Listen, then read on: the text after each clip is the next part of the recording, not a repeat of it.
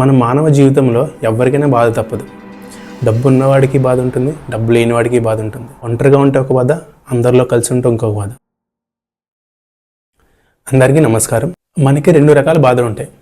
ఒకటి ఫిజికల్ బాధ, ఒకటి సైకలాజికల్ బాధ. ఫిజికల్ బాధకి ఒక ఎండింగ్ ఉంటుంది. మనకు ఒక దెబ్బ తగిలితే ఆ దెబ్బ మానగానే ఫిజికల్ పెయిన్ అనేది పోతుంది. బట్ సైకలాజికల్ పెయిన్ అనేది కంటిన్యూ అవుతూనే ఉంటుంది.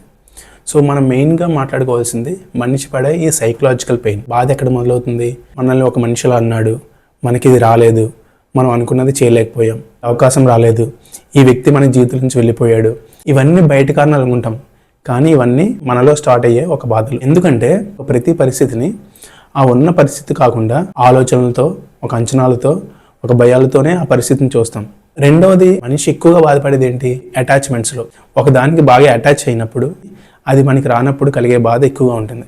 అంటే ఒక ఉద్యోగం గురించి ఎక్కువగా అటాచ్మెంట్ ఉన్నా, ఒక వ్యక్తితో అటాచ్మెంట్ ఉన్నా, ఒక ఐడియాతో అటాచ్మెంట్ ఉన్నా, ఇవన్నీ మనం అనుకున్నట్టుగా లేకపోయినప్పుడు బాధ అనేది ఇంకా ఎక్కువగా ఉంటుంది. వేరే రకమైన బాధ ఏంటి? మనం వేరే వాళ్ళతో కంపారిజన్ చేసుకుంటున్నప్పుడు, మనం వారిలా ఉండాలి, వేరే వాళ్ళ దగ్గర ఉన్నది మన దగ్గర లేదు, మనం అందరికన్నా ఎక్కువగా ఉండాలి అనే వేరే వాళ్ళతో పోల్చుకున్నప్పుడు కూడా ఈ బాధ అనేది ఎక్కువగా ఉంటుంది. ఈ మెయిన్ అన్నిటికీ కారణాలు చూస్తే ఓన్లీ వన్ పాయింట్ మనకు ఉంది: టు బికమ్ అంటే ఏంటి? కొన్ని ఎగ్జాంపుల్స్లో మనం చూడొచ్చు. మనకి ఈ జాబ్ రావాలి అంటే ఈ టైం నుంచి ఆ జాబ్ వచ్చే టైం వరకు ఈ టు బికమ్లో ఉండే మన ఆలోచనలే మన సఫరింగ్కి కారణం ఉంటుంది. ప్రెజెంట్ మనం ఉన్న స్టేట్ ఏంటి?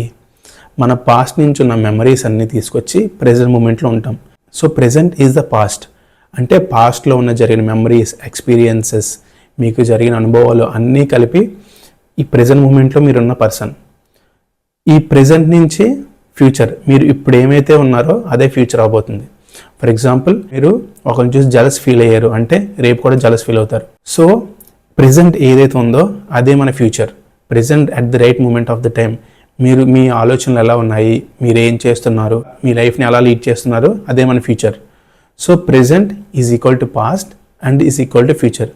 సో మనం ఫ్యూచర్ని చేంజ్ చేయాలన్నా, పాస్ట్ని చేంజ్ చేయాలన్నా మన చేతిలో ఉన్నది ఏంటి? ఒక ప్రెజెంట్ మాత్రమే. సో ఈ ప్రెజెంట్ మూమెంట్ నుంచి మనం కొంచెం మూవ్ అయ్యి టు బికమ్ అని టైం ట్రావెల్ చేస్తే అక్కడ మన సఫరింగ్ స్టార్ట్ అవుతుంది.